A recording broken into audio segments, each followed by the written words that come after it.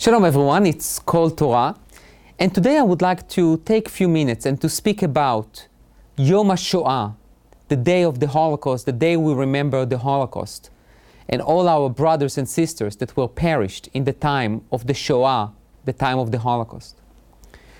When we mention the name Holocaust, many things come to mind. We remember 6 million Jews who were perished, who were murdered, just because they were Jews. We remember the silence of so many people that could have stopped these terrible events. We also remember the heroism that was demonstrated through simple Jews in impossible conditions. And we remember so many stories of survivors who are unfortunately fading away.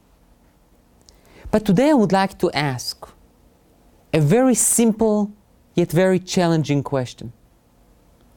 What are the lessons that we can learn from something that took place more than 70 years ago?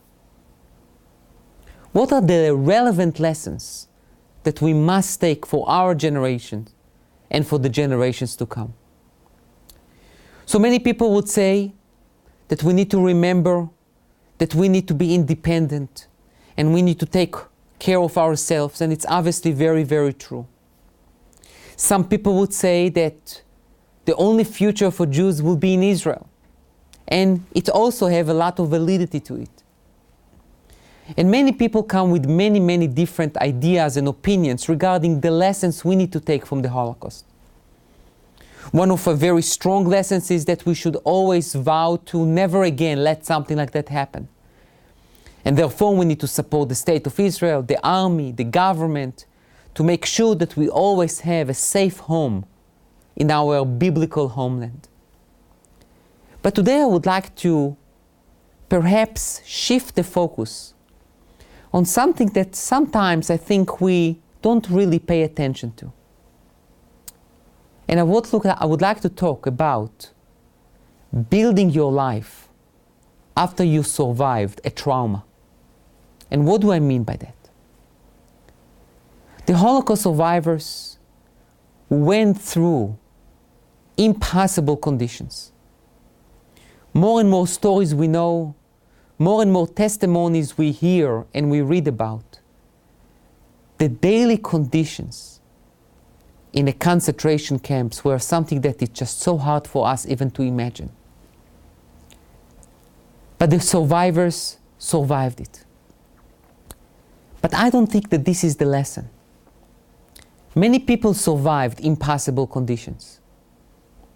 Prisoners of war, other people, went through terrible conditions and were able to survive. But I think that the point that we must pay attention to is not only the point of survival, but is the point of building life after such events. Those Holocaust survivors, many of them that we know, were able to build life from ashes.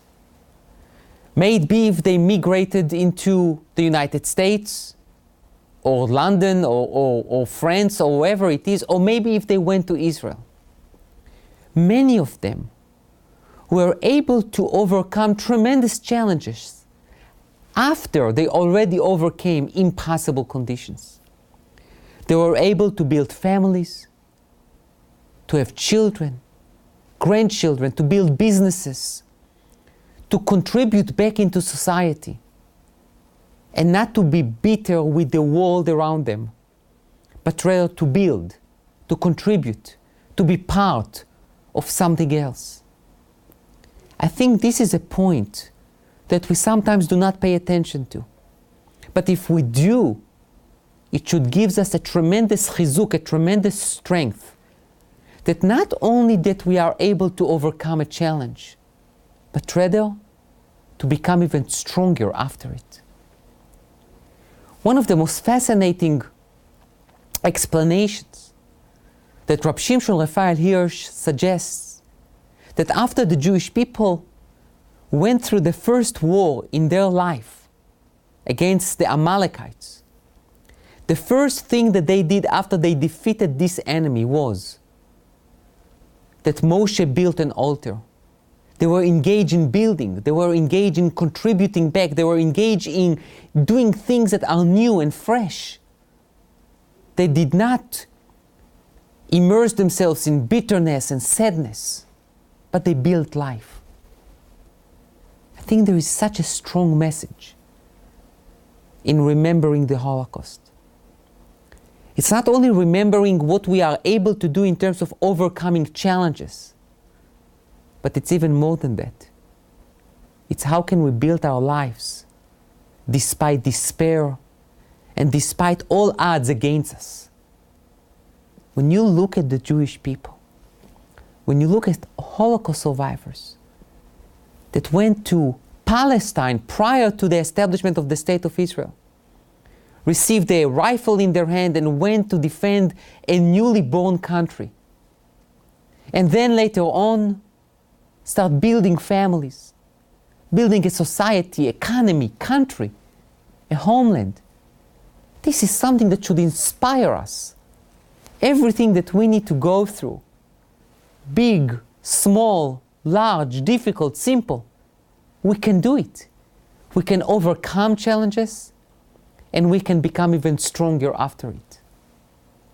Let's take those lessons and let's build our lives, our family lives, our nation life, and our homeland life in a way that we can overcome challenges, become stronger and united, become even more successful, and never ever forgetting where we came from, what is the journey that we went through, and how with God's help we accomplished so much.